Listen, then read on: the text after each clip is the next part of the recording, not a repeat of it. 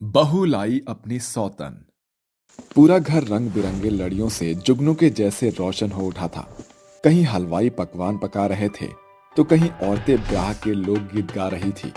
वहीं दूसरी ओर वो सुहागन, जिसका नाम सुहानी था, अपने पति के सर पर सहरा सजा रही थी।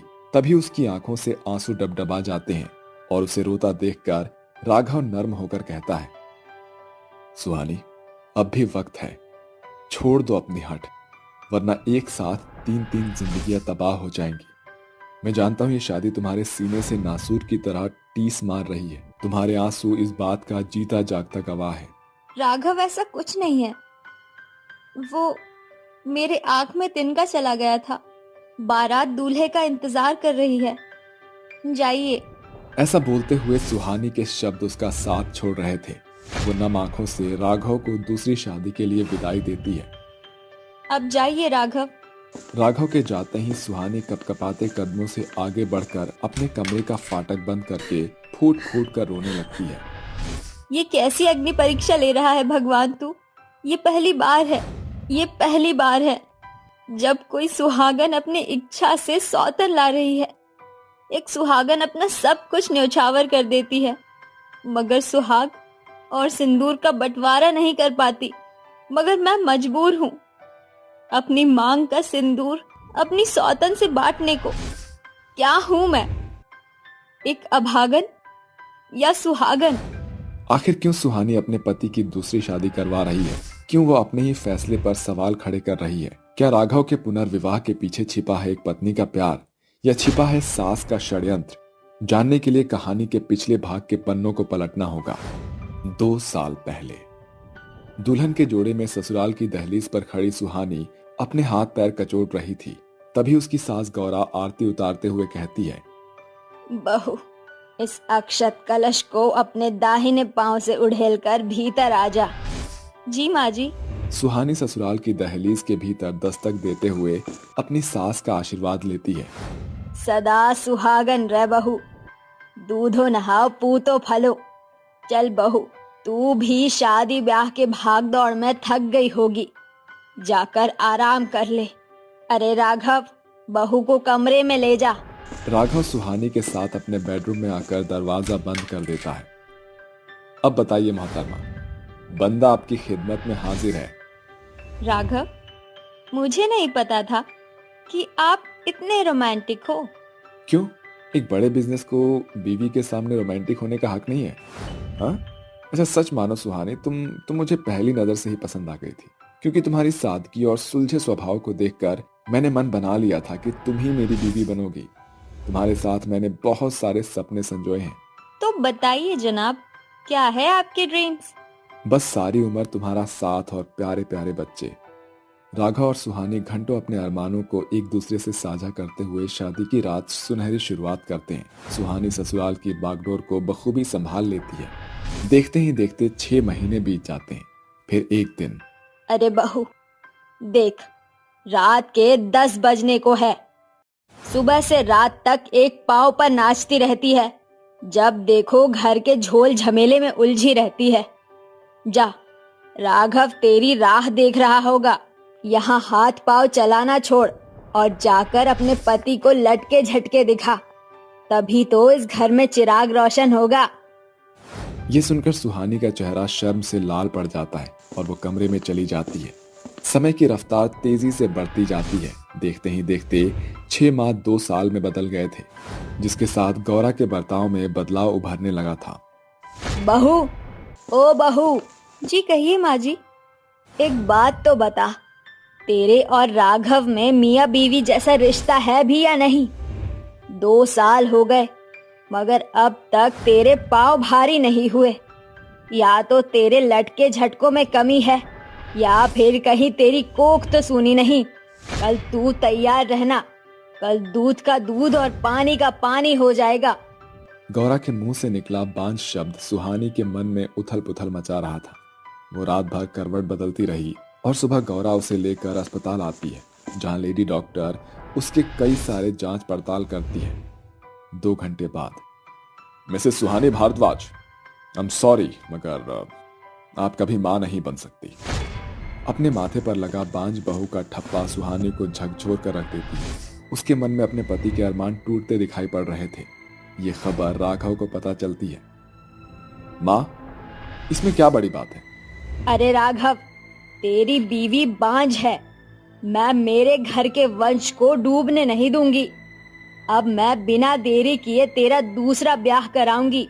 जब सौतन इस बांझ के सीने पर कीला गाड़ेगी तो ये भाग जाएगी। माँ, चाहे मैं जिंदगी भर बेऔलाद क्यों न रहूं, मगर मैं दूसरी शादी नहीं करूंगा। राघव अपना फैसला सुनाकर कमरे में चला जाता है और गौरा अपनी बात सुहानी पर थोपते हुए कहती है। देख सुहानी, तेरे कोख को बांझ का दीमक लग चुका है। अब तुझे अपनी सास के लिए अपने पति का पुनर्विवाह कराना होगा। सुहानी को कुछ भी समझ नहीं आता। तभी उसकी सहेली शनाया उससे मिलने आती है। कुछ देर बाद, सुहानी, रॉयल घर की बहू होने के बाद भी तू फीकी क्यों दिख रही है? सुहानी उसे अपनी परेशानी बताती है और कहती है। शनाया, मुझे गलत मत समझना, मगर तुम मेरे पति से शादी करके मेरे माथे पर लगा बांझ का कलंक मिटा सकती हो। सुहानी जानती भी हो, राघव से शादी करके हम सहेली से सौतन बन जाएंगे। सुहानी की दोहरी दशा देखकर शनाया शादी के लिए हामी भर देती है और शादी की तैयारियां शुरू हो जाती है। थोड़ी ही देर में राघव शनाया के साथ घर आता है और सुहानी अपनी सौतन का स्वागत करते हुए कहती है। आओ शनाया, इस घर में तुम्हारा स्वागत है। सुहानी शनाया और राघव को सजे धजे कमरे में छोड़कर सिसियाते हुए सन्नाटे में आकर कहती है। मुझे माफ कर देना राघव, मगर इस घर की तन्हाई मिटाने के लिए आप दोनों को तन्हा छोड़ना मेरी मजबूरी थी। इस तरह शनाया और राघव के बीच संबंध स्थापित होता है। एक सप्ताह बाद शनाया को पता चलता है कि वो प्रेग्नेंट है। Thank you so much Shanaya, ये मेरे लिए सबसे बड़ी खुशखबरी है। राघव ये जानकर झूम उठेंगे। शनाया को अकेला पाकर गौरा उसके मन में फूट डालते हुए कहती है।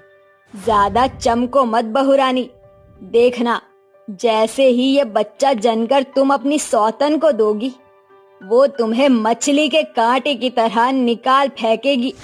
बच्चा जनेगी तू और बांझ का कलंक मिटेगा मेरी बांझ बहू के माथे से। गौरा की मथाई भरी बातें शनाया के मन में घर कर जाती। वो इस बात को ना तो निगल पा रही थी और ना ही उगल पा रही थी। शनाया के सर पर अब सौतन की डाह सवार हो गई थी। वो सुहानी से खिंची खिंची सी रहने लगी। 9 महीने बाद शनाया एक प्यारे से बेटे को जन्म देती है। लाओ शनाया, मुन्ने को मुझे दे दो। नहीं, मेरे बच्चे को हाथ मत लगाना। शनाया, शायद तुम भूल गई हो कि सुहानी ने इस बच्चे के लिए 9 माह की तपस्या की है। मगर ये बच्चा मेरा है, मैं इसकी जननी हूँ। शनाया, तुमने मुझसे वादा किया था कि तुम मेरे राघव का बच्चा जन्म देकर मुझे दोगी। वो बेवकूफ शनाया थी जो तुम्हारी चिकनी चुपड़ी बात में बह गई थी। आज की हकीकत मेरा बच्चा मैं और राघव है। तुम बांझ की कोई जरूरत नहीं।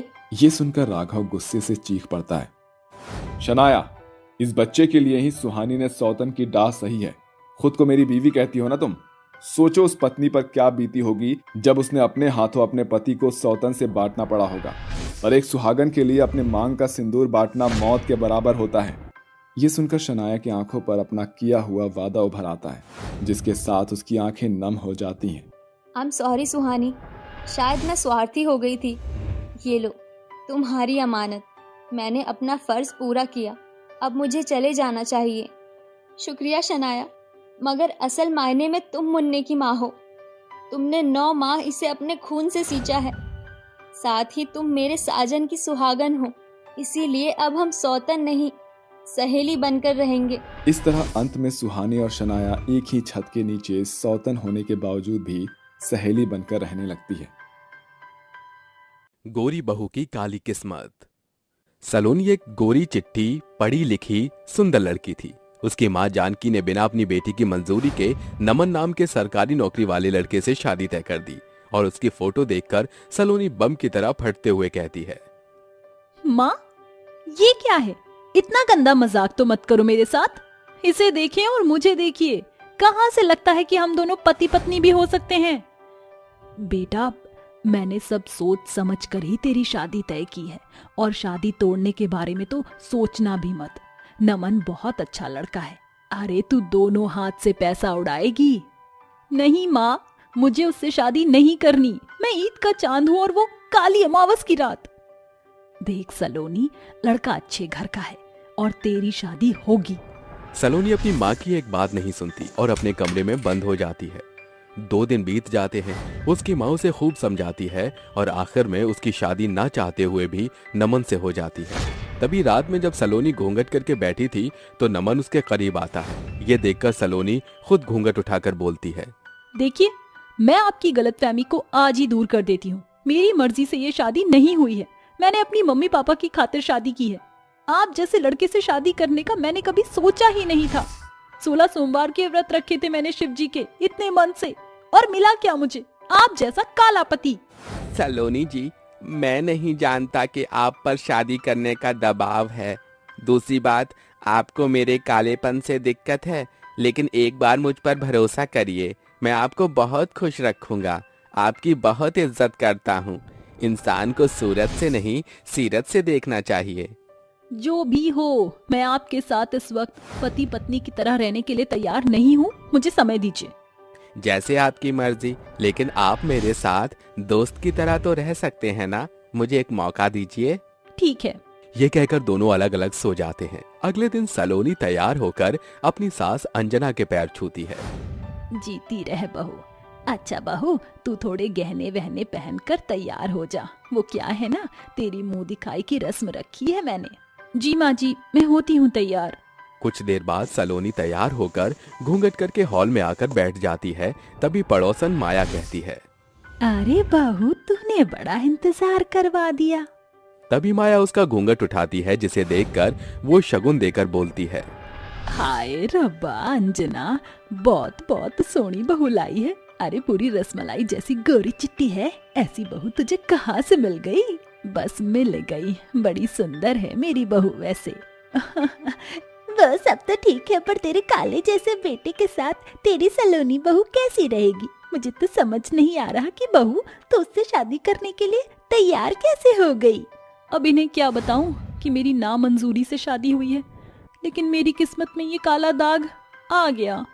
कल्याणी, तेरी हिम्मत कैसे हुई इस तरह से बोलने की? मेरा बेटा किसी से कम नहीं है, सरकारी नौकरी है उस पर। ओहो, अब समझी। बहू, कहीं पैसों के लिए तो तूने नमन से शादी नहीं की? आंटी, आपकी हिम्मत कैसे हुई इस तरीके से बोलने की? मैंने पैसों के लिए शादी नहीं की। तो ऐसी छोटी सोच वाली बातें आप अपने छोटे से दिमाग में रखें। गोरा होने का भी कोई फायदा नहीं जब किस्मत में काला पति ही मिलना हो। इसे कहते हैं गोरी बहू की काली किस्मत। तू गोरी है, कम से कम मैं तुझ पर 2000 का नोट तो न्यौछावर कर ही सकती हूँ। उन दोनों की ये बदतमीजी देखकर उन्हें घर से रफा दफा कर देती है। तभी अंजना कहती है, बहू, तो इनकी बात का बुरा मत मानना। हाँ माँ जी, मैं क्यों बुरा मानूंगी? मुझे तो बुरा लगता ही नहीं है ना। ताना देकर सलोनी अपने कमरे में चली जाती है। शाम को नमन ऑफिस से आकर उससे कहता है, सलोनी जी, शादी के बाद मैंने आपको कुछ तोहफा नहीं दिए, इसलिए चॉकलेट लाया हूँ। दूसरा, हम दोनों एक दूसरे को ज्यादा जानते नहीं हैं, इसलिए मैं आपको अपने साथ डिनर पर ले जाना चाहता हूँ। मैंने आपको कल रात सब कुछ कह दिया था ना, फिर भी आप मेरी बात समझते क्यों नहीं है? I am not comfortable with you. Saloni ji, मैंने आपसे एक मौका मांगा था, प्लीज प्लीज चल लीजिए सलोनी जी। अच्छा ठीक है, मैं चलती हूँ। दीजिए अब चॉकलेट। सलोनी उससे चॉकलेट ले लेती है। नमन मन में बोलता है, सलोनी बाहर से सख्त होने की कोशिश करती है, लेकिन अंदर से वो बिल्कुल नरम है। मैं जानता हूँ, एक दिन आप मुझे अपना ही लोगी। कुछ देर बाद दोनों एक रिजॉर्ट में पहुंच जाते हैं, जहां दोनों कैंडल लाइट डिनर करते हैं। तभी उन्हें देखकर साथ वाली टेबल वाले कहते हैं, अरे जरा इन दोनों की जोड़ी तो देखो। वाइफ इतनी गोरी है पर पति काला सा। हाँ, तुमने बिल्कुल ठीक कहा। जरूर पति सरकारी नौकरी वाला होगा, इसीलिए दोनों की शादी हो गई। हाँ, आजकल तो दुनिया में यही सब हो रहा है। ये सारी बातें वो दोनों सुन लेते हैं और सलोनी कहती है, देखा आपने, वो दोनों हस्बैंड वाइफ किस तरीके से हमारा मजाक उड़ा रहे हैं। इसीलिए मैं आपके साथ बाहर नहीं आना चाहती थी। मुझे पता है बाहर जाएंगे तो कोई ना कोई टोकेगा ही हमें देखकर। सलोनी, दुनिया 100 बातें बोलेगी, इसका मतलब ये नहीं कि तुम लोगों की सारी बातें सुनो। इनका काम यही है। चलिए यहाँ से, मुझे अब डिनर नहीं करना। सलोनी, सलोनी जी मेरी बात तो सुनिए, सलोनी जी। इस तरह से दोनों घर चले जाते हैं। दोनों के बीच इस बात को लेकर काफी बहस होती थी। अगर नमन सलोनी को मनाकर शॉपिंग पर ले जाया करता था तो वहीं सब सुनने को मिलता था। वक्त बीतता है। एक दिन अंजना सत्संग में गई थी। सलोनी स्टूल पर चढ़कर रसोई की सफाई कर रही थी। अचानक से उसे चक्कर आ जाते हैं। तभी नमन आकर उसे संभाल लेता है। वो कहता है, अरे सलोनी जी, ये क्या हुआ आपको? आपका पूरा शरीर इतना तप क्यों रहा है? तबीयत ठीक नहीं है? हाँ, वो मुझे कल रात से बुखार था।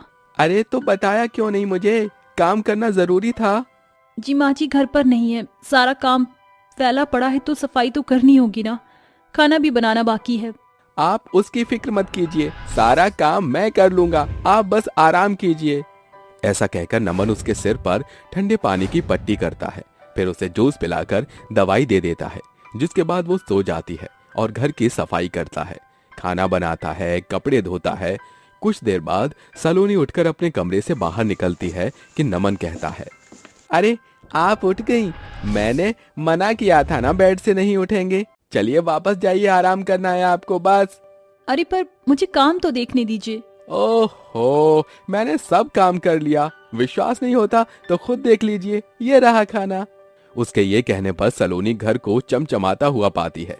ये देखकर वो कहती है, अरे वाह नमन जी, आपने तो सच में सारा काम कर लिया। आपको खाना बनाना भी आता है? हाँ, आपकी शादी एक मल्टी टैलेंटेड लड़के से हुई है, बस दिखने में मार खा गया मैं। अरे ऐसा मत बोलिए, नमन कितने अच्छे हैं, मेरी फिक्र करते हैं, सारा काम भी कर लिया उन्होंने तो। तभी नमन उसे अपने हाथ से जूस पिलाता है कि दरवाजे पर बैल बजती है और उसकी सहेली पायल आकर कहती है, अरे सलोनी कैसी है तू? और ये जीजा जी है क्या? बुखार में हूँ यार। हाँ, ये तेरे जीजा जी हैं। व्हाट? तू इतनी गोरी चिट्टी सुंदर होकर काले लड़के से कैसे शादी कर सकती है? हर जरा खुद को और इसे तो देख ले, तूने तो अपनी लाइफ बर्बाद कर ली यार। पायल कुछ भी मत बोल, तू ऐसे नहीं कह सकती। अरे यार मैं तेरे भले के लिए कह रही हूँ। अरे 4 लोग तुझे क्या बोलेंगे जब तू बाहर इनके साथ जाया करेगी? 4 लोगों की तो पता है मुझे, पर तू भी ऐसे बोलेगी ये नहीं पता था। देख पायल, तू दोबारा फिर कभी नमन को इस तरह से मत कहना। ये जैसे भी हैं ये बहुत अच्छे हैं, इनका नेचर बहुत अच्छा है। चाहे सूरत कैसी भी हो लेकिन सीरत तुझसे तो अच्छी ही है। पता भी है मुझे बुखार था, इन्होंने मेरा कितना ख्याल रखा है। ऐसा पति हर किसी को नहीं मिलता। मेरी किस्मत बहुत अच्छी है। शायद ये मेरे 16 सोमवार के व्रत का ही फल है। मैंने इन्हें स्वीकार कर लिया है। नमन जी, पायल ने आपको जो भी बोला और मैंने भी आपको जो कुछ भी कहा है उसके लिए मैं आपसे माफी मांगती हूँ। सलोनी जी, मुझे अच्छा लगा आपकी ये बात सुनकर, शुक्रिया। जीजू मुझे माफ कर दीजिए। तू खुश है तो मुझे और कुछ नहीं चाहिए। अच्छा मैं चलती हूँ अब। ये कहकर पायल चली जाती है। साथ ही सलोनी अपने पति की सूरत नहीं सीरत को अपनाकर उसके साथ खुशी खुशी अपनी जिंदगी बिताती है। सास की 2 मोटी और 3 पतली बहुएं। घर के सभी लोग खाने की टेबल पर खाना खा रहे होते हैं। वहीं दूसरी तरफ खाने की टेबल पर दिशा और मानसी खाना खा रही होती है। उनके आगे की थालियों में ढेर सारा खाना भरा होता है। अरे मानसी, जरा मुझे अचार और सलाद तो देना। हाँ हाँ ये लो, बिना अचार और सलाद के तो खाना खाने का मजा ही नहीं आता। तभी उन दोनों की सास उनसे कहती है, अरे हाँ खाओ खाओ। अरे कम से कम दूसरों के बारे में भी सोच लेना। तुम्हारी 3 देवरानी अभी हैं, बेचारी बिना खाए सूख कर कांटा होती जा रही है और तुम दोनों खा खा कर मोटी हो गई हो। अरे क्या माँ जी, जब देखो हमें नजर लगाती रहती हो। आपको और कोई काम नहीं है क्या? अरे हमने इन्हें खाने से रोका थोड़ी है। अगर इन्हें खाना खाना है तो खा सकती है। भला हमारे ना खाने से ये मोटी थोड़ी ही हो जाएंगी। तुम दोनों ही पूरे परिवार का अकेले का खाना खा जाती हो तो इनको क्या बचेगा? और फिर खा खा कर तुम इतनी मोटी हो गई हो, तुमसे घर का एक काम भी नहीं होता। अगर अभी कहूंगी कि अपनी प्लेट रसोई में रखाओ तो तुमसे वो भी नहीं होगा। अरे माँ जी कोई बात नहीं, हम तीनों मिलकर खाने की टेबल को साफ कर लेंगे, आप चिंता मत कीजिए। अरे तुम तीनों ने इस घर के काम को करने का ठेका थोड़ी ले रखा है। जब ये दोनों भी इसी घर में रहती हैं तो इन्हें भी थोड़ा बहुत काम कर लेना चाहिए। अरे माँ जी, अगर ऐसी बात है तो हम खाने की टेबल खुद साफ कर देंगे, आप चिंता मत करो। अरे नहीं दीदी, हमारे होते हुए आप दोनों को काम करने की कोई जरूरत नहीं है, हम अपने आप सारा काम कर लेंगे। यही तो सारी बात है, तुम तीनों ने ही इन दोनों की आदत खराब कर रखी है। अरे माँ जी, आप खुद सोचो, छोटों के होते हुए बड़े काम करेंगे तो अच्छा थोड़ी ही लगता है। तुम्हें जैसा ठीक लगता है वैसा करो, मैं तुम्हारे बीच में नहीं बोलूंगी। राजवती खाना खाकर अपने कमरे में चली जाती है, जिसके बाद देखते ही देखते सब लोग खाना खा लेते हैं। लेकिन मानसी और दिशा अभी भी खाने की टेबल पर बैठकर खाना ही खा रही होती हैं। हे भगवान, ये सारा खाना तो खत्म हो गया, लेकिन मेरा पेट तो भरा ही नहीं। पता नहीं क्यों हमारी तो देवरानी भी हमारे खाने में कंजूसी करती है। दिशा और मानसी की ये बातें वो तीनों रसोई के दरवाजे से सुन लेती हैं, जिसके बाद वो तीनों आपस में बात करने लगती हैं। पूरे घर का खाना खत्म करने के बाद भी इन्हें शर्म नहीं आती और कह रही है कि हम तीनों इनके खाने में कंजूसी करते हैं। अरे इन्हें शुक्रिया अदा करना चाहिए कि हम तीनों अकेले ही घर का सारा काम कर लेती हैं, इनसे कोई काम भी नहीं करवाती। अगर हमारे जितना ये काम करने लगी तो पता नहीं इनका क्या होगा। लेकिन एक बात का तो फायदा है, हमारे घर का खाना बच नहीं पाता। अगर ये खाना बचा दे तो बेचारे जानवरों को चला जाए, लेकिन इन्होंने तो हद ही पार कर दी है। चलो अब हम लोग अपने कमरों में चलते हैं। इन दोनों ने कहा था ना कि ये दोनों मिलकर खाने की टेबल को साफ कर लेंगे। अरे हाँ, सही कहा तुमने, थोड़ा सा इन्हें भी तो काम करने देती हैं। वो तीनों अपने कमरे में चली जाती हैं, जिसके बाद मानसी और दिशा खाना खाने के बाद कई देर तक खाने की टेबल पर ही बैठी रहती हैं। हे भगवान, मुझसे तो उठा भी नहीं जा रहा। बिना हिले डुले काश हम ये पूरी खाने की टेबल को साफ कर पाते। चलो चलो, बहुत हुआ, अब हमें उठकर ये खाने की टेबल को साफ करना ही होगा।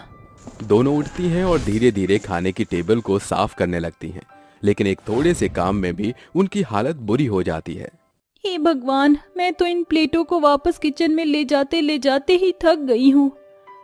कब से मैं इस टेबल के दाग को छुड़ाने की कोशिश कर रही हूँ, लेकिन ये छूट ही नहीं रहा। अब मैं क्या करूँ?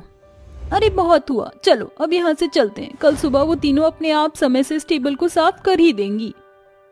ऐसा कहकर मानसी और दिशा दोनों ही अपने कमरों में सोने के लिए चली जाती हैं, जिसके बाद अगले दिन जैसे ही सवेरा होता है, राजवती जोर जोर से चिल्लाने लगती है। अरे करम जली कलमुही, तुम दोनों ने तो मेरा जीना हराम कर रखा है। एक तो खा खा कर भैंस जैसी हो गई हो, और फिर एक काम बताओ तो वो भी तुमसे नहीं होता। राजवती की बातें सुनते ही दिशा और मानसी उठकर आती हैं और कहती हैं, अरे क्या हुआ माँ जी, इतनी सुबह सुबह क्यों चिल्ला रही हो? आपकी आवाज ने तो हमारे कान के पर्दे फाड़ दिए। आखिर क्या बात हो गई है? हे भगवान, इन दोनों का मैं क्या करूं? इस तरह तो ये सुधरने वाली नहीं। मुझे इन्हें सुधारने के लिए कोई ना कोई तो रास्ता ढूंढना ही होगा। अरे माँ जी, क्या हुआ? अब क्यों आपकी जुबान को सांप सूंघ गया है? बोलो, क्यों चिल्ला रही थी इतनी सुबह सुबह? वो दरअसल मैं कुछ दिनों के लिए तमन्ना, रेखा और अंजलि के साथ गांव जा रही हूँ। तुम दोनों को नहीं लेकर जा रही, क्योंकि घर में भी कोई समझदार इंसान चाहिए। अब तुम दोनों इतनी समझदार हो तो तुम्हें घर में ही रहना चाहिए। ये सुनते ही दिशा और मानसी दोनों चुप हो जाती हैं, जिसके बाद वो कहती है, अरे लेकिन माँ जी, हम दोनों अकेले इस घर की जिम्मेदारी कैसे उठाएंगे? और फिर हम सभी के पति ऑफिस भी जाते हैं, उनका खाना भी बनाना होगा। अकेले हमसे ये सब कैसे होगा? जैसे अकेले तुम इतना सारा खाना ठूसती हो, वैसे ही अकेले इस घर के सारे काम तुम्हें ही करने होंगे, और ये मेरा आखिरी फैसला है। ऐसा कहकर राजवती अपनी तीनों पतली बहुओं के पास जाती है और उन्हें गांव जाने के लिए तैयार कर देती है। कुछ ही देर में राजवती अपनी तीनों पतली बहुओं को लेकर गांव निकल जाती हैं, जिसके बाद घर में सारा काम फैला होता है।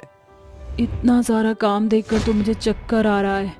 हे भगवान, अब हमारा क्या होगा? तुम्हें चक्कर आ रहे हैं और मैं तो बस बेहोश होने ही वाली हूँ।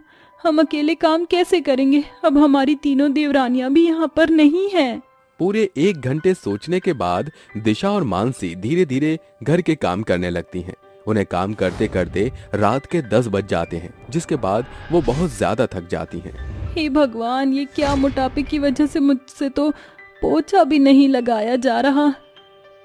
तुम पोछे की बात करती हो, मुझसे तो झाड़ू भी नहीं लगाई जा रही है और डस्टिंग भी नहीं की जा रही। अब मुझे समझ आया कि हमारी तीनों देवरानियां कितना काम करती थीं। दोनों की दोनों अपनी देवरानियों को याद करने लगती हैं। जिसके बाद रात का खाना अभी बनाना रह गया था। वो दोनों रसोई में जाती हैं और खाना बनाना शुरू करती हैं। देखते ही देखते खाना बनाते बनाते रात के 12 बज जाते हैं। अरे अरे, कितनी देर हो गई है, अभी तक खाना भी नहीं लेकर आई हो। एक ही दिन में इन दोनों का ये हाल है, पता नहीं बाकी के दिनों इनका क्या हाल होगा। अरे दिशा, तुम्हें कोई मदद चाहिए हो तो बता देना। अरे अरे, तुम ये क्या कह रहे हो? माँ ने साफ मना किया है इनकी मदद करने के लिए। 12 बज गए हैं और कितनी देर लगेगी खाना लाने में? तभी राजवती की दोनों मोटी बहू जैसे तैसे करके खाना बनाकर लाती हैं और राजवती की तीनों बेटों को खिला देती हैं। लेकिन पूरे दिन काम करने की वजह से रात को उनका खाना खाने का बिल्कुल मन नहीं करता और वो दोनों भूखी ही सो जाती हैं। ऐसे ही रोजाना वो जैसे तैसे घर के काम करती, लेकिन काम करने के बाद वो खाना खा ही नहीं पाती, जिसके चलते उनका मोटापा धीरे धीरे घटने लगता है। अरे देखो जरा मानसी बहन, मेरा कितना मोटापा घटा है। हाँ हाँ, बिल्कुल मुझे दिख रहा है। घर के काम करते करते हमारा पूरा मोटापा घट गया है। अब तो हम दोनों भी अपनी देवरानी और अपनी सास की कैटेगरी में आने लगी हैं। वो ऐसा बोल ही रही होती हैं कि तभी वहां पर राजवती अपनी तीनों बहुओं को लेकर पहुंच जाती हैं और अपनी मोटी बहू को पतला देख हैरान रह जाती हैं। अरे वाह, क्या बात है, तुम दोनों ने तो कमाल ही कर दिया। एक हफ्ते में ही तुमने अपना सारा वजन घटा लिया। हमें समझ आ गया है माँ जी, आपने हमें सबक सिखाने के लिए ही ये सब किया था, लेकिन इससे हमें बहुत फायदा हुआ। अब हमें घर के काम करने की आदत भी पड़ गई है और हमारा मोटापा भी घट गया है। आज से हम दोनों अपनी तीनों देवरानियों के साथ मिलकर घर के काम करवाया करेंगे। उस दिन के बाद से दिशा और मानसी दोनों अपनी देवरानियों के साथ मिलकर काम करवाने लगती हैं। ये सब देखकर राजवती बहुत खुश होती है और अपनी 5 बहुओं के साथ खुशी खुशी रहने लगती है। रात का समय था। रात काफी काली और घनी थी। कुत्ते और भेड़िए की आवाज आ रही थी।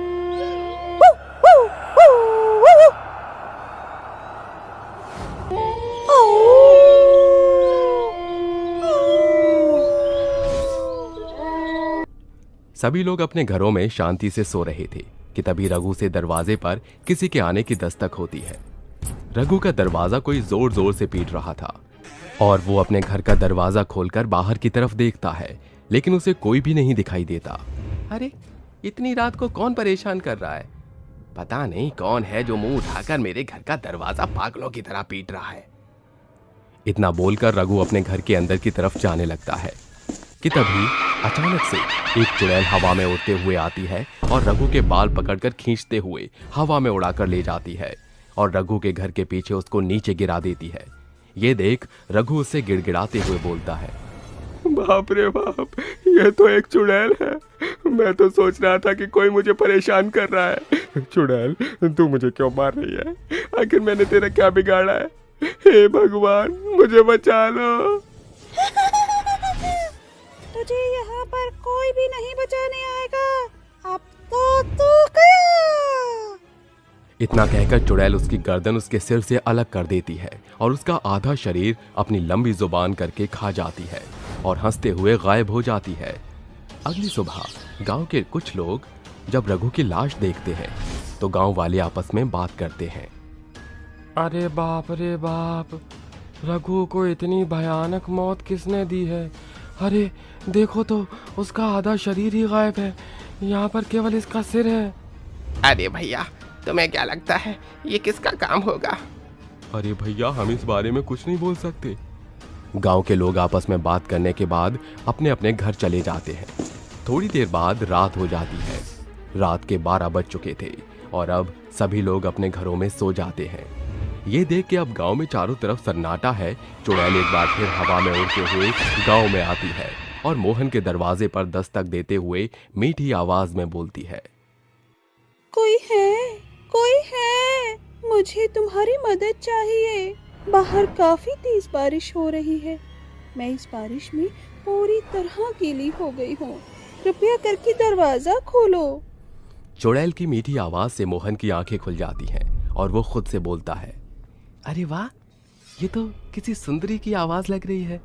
उसे शायद मेरी जरूरत है और इसीलिए मुझे उसकी मदद करनी चाहिए, क्योंकि मैं एक मर्द हूं ना, अबला नारी को मेरी जरूरत होगी। इतना कहकर मोहन अपने घर का दरवाजा खोल देता है, जहां वो देखता है कि उसके दरवाजे पर एक बहुत ही सुंदर लड़की खड़ी है। मोहन उस लड़की को देखकर उस पर मोहित हो जाता है और वो उसे अंदर बुला लेता है। जब वो सुंदर लड़की उसके घर में आती है तब मोहन उससे बोलता है, अरे सुंदरी, तुम तो भीगी हुई हो, मैं तुम्हें कपड़े लाकर देता हूँ, उससे तुम खुद का बदन पोंछ लेना। चुड़ैल मोहन की बातों का जवाब नहीं देती और मोहन उस चुड़ैल को अपने कपड़े लाकर देता है, जिसके बाद वो चुड़ैल मोहन के कपड़े पहन लेती है और अचानक ही उसके पास जाकर बैठ जाती है। ये देख मोहन के मन में लड्डू फूटने लगते हैं और वो सोचता है, अरे वाह, लड़की तो सामने से ही मेरे पास आ रही है। मुझे इस लड़की के पास जाने की जरूरत ही नहीं है, क्योंकि ये सामने से ही आकर सब कुछ करने को तैयार है। चुड़ैल उसके बहुत करीब आ जाती है और अचानक वो एक सुंदर लड़की से भयानक चुड़ैल में तब्दील हो जाती है। ये देख मोहन बहुत ही डर जाता है और उससे बोलता है, अरे मैया रे, ये तो कोई सुंदर लड़की नहीं बल्कि ये तो चुड़ैल निकली। हे भगवान, इसका मतलब मैंने किसी लड़की को नहीं दी बल्कि एक चुड़ैल को पनाह दे दी। भाग जा रे चुड़ैल, तू मेरे घर में मुझे मारने आई है ना? तू औरतों को अबला नारी समझता है ना? अब देख, मैं इस गांव के सभी मर्दों को मार दूंगी। मैं यहाँ पर किसी को भी नहीं छोड़ूंगी। इतना कहकर चुड़ैल मोहन को भी एक भयानक मौत मार देती है और इस तरह उस गांव में आए दिन किसी न किसी की लाशें सामने आने लगी। ये देखकर गांव के सभी लोग परेशान होने लगे कि तभी वहां पर कुछ औरतें इकट्ठा होती हैं और आपस में बात करती हैं। अरे बहन, तुमने देखा, हमारे गांव में सिर्फ और सिर्फ मर्दों की ही मौत हो रही है। मुझे तो यह किसी की साजिश नहीं बल्कि चुड़ैल का काम लगता है। हमें इससे छुटकारा पाने के लिए कुछ ना कुछ तो करना ही पड़ेगा। अरे बहन, हमें जंगल के तांत्रिक बाबा के पास जाना पड़ेगा। अब वही हमें निकाल सकते हैं इन चुड़ैलों के जाल से। अगर ऐसा ही रहा तो वो हमारे पतियों को जिंदा नहीं छोड़ेंगी। इतना कहकर गांव की कुछ औरतें तांत्रिक बाबा के पास जाती हैं और सब कुछ बता देती हैं।